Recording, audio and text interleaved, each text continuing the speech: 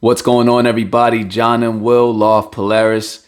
Thank you all for tuning in. Hey, look, it's no secret that I'm an Eagles fan. I don't hide it. But I'm also a really big NFL fan.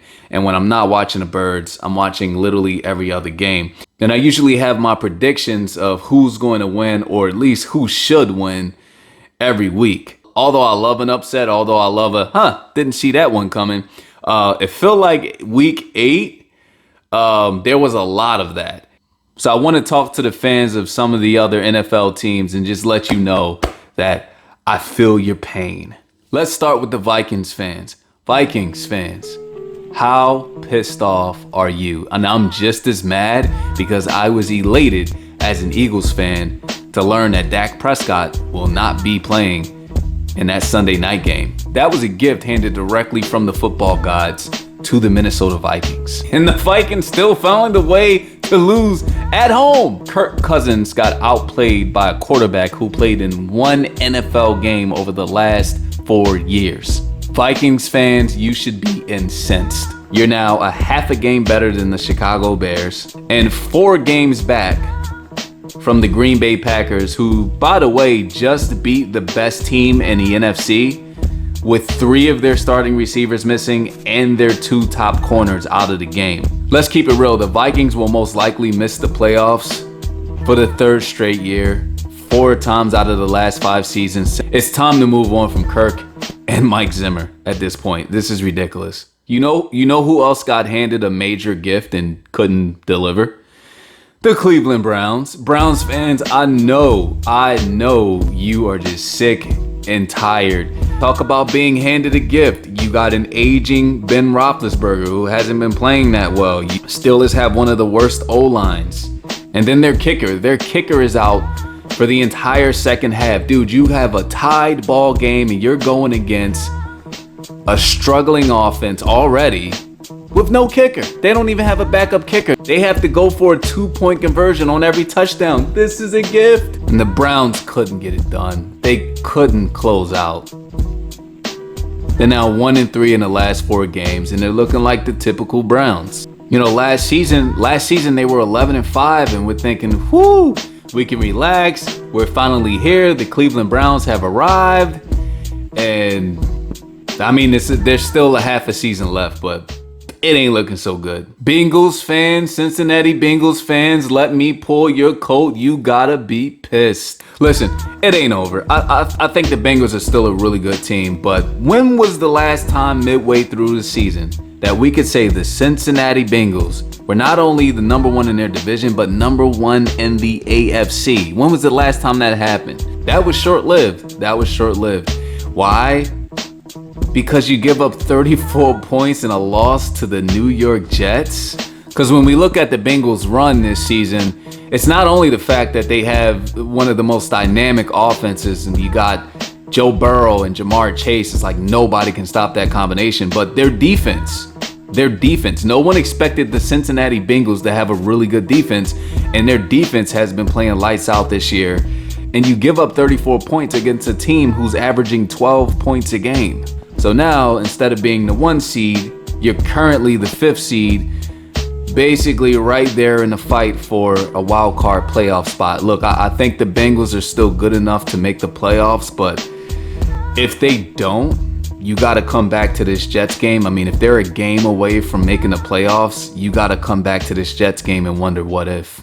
Oh, Colts fan. Oh. Wentz faking, delivering it.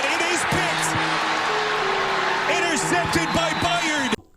You know, coming out the gate, the Colts were 0-3. Carson Wentz, he was coming off some ankle injuries, whatever. He didn't really look that good.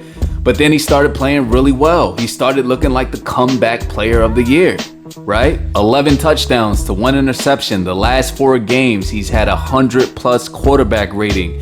Yes, my man Carson Wentz is back. They finally got the chemistry working. The Colts might actually get a chance to sneak into the playoffs, and then that ugly overtime loss against the Titans. Guess what killed them? Guess what killed Carson Wentz?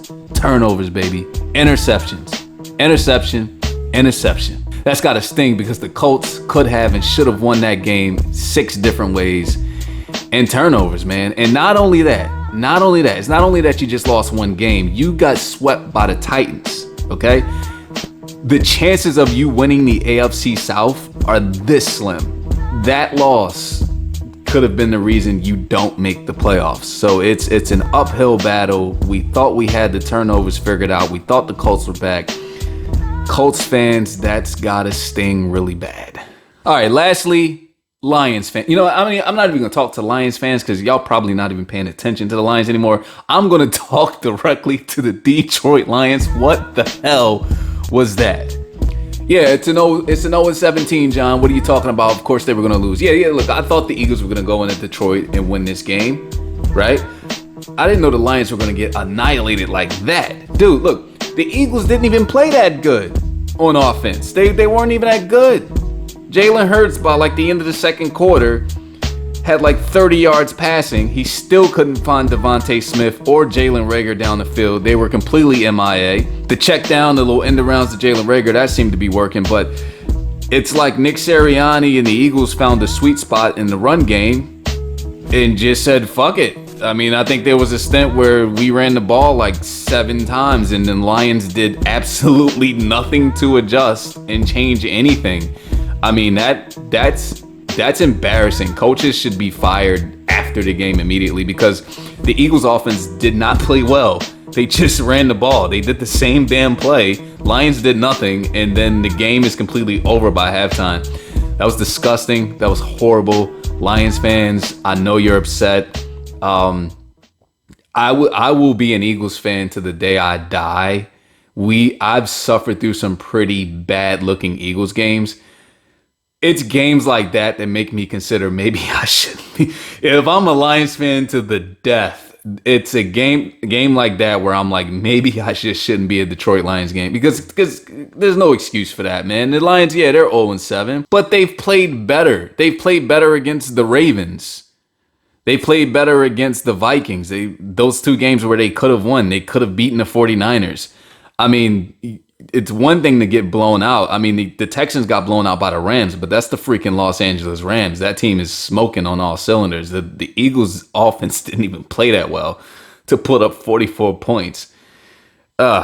Anyway, I'm recording this before the Kansas City game, so I'm going to say in advance, and you're probably going to watch this after the game. So I got 2 alternate endings that I'm just going to just keep on this video. So alternate ending 1 is that, dude, if the Chiefs lose to the Giants, wow.